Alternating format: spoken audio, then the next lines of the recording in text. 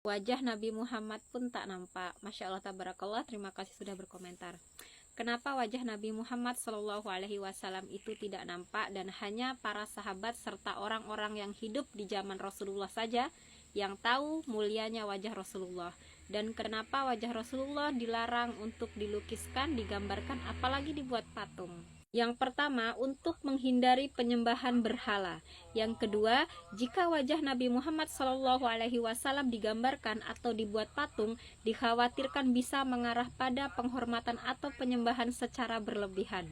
Rasulullah SAW bersabda, "Janganlah kalian menyanjungku berlebihan sebagaimana orang-orang Nasrani menyanjung putra Maryam, karena aku hanya hambanya dan Rasul utusannya." Hadis riwayat Ahmad dan Al-Bukhari.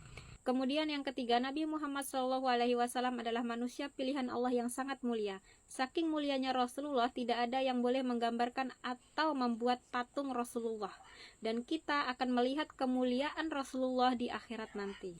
Dalam agama Islam sangat dijunjung tinggi bahwa hanya Allah lah yang mampu menciptakan kehidupan dan tidak ada yang boleh dianggap setara dengannya.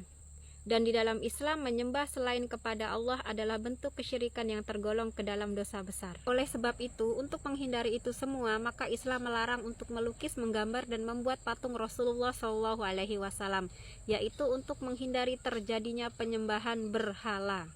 Karena jika wajah Rasulullah digambarkan, dilukiskan, dan dibuat patung, maka seluruh umat muslim akan berbondong-bondong menyimpan patung, gambar, dan lukisan itu di dalam rumahnya. Dan hal ini tentunya akan mendatangkan kebiasaan baru bagi mereka jika patung, gambar, dan lukisan Rasulullah berada di dalam rumah mereka.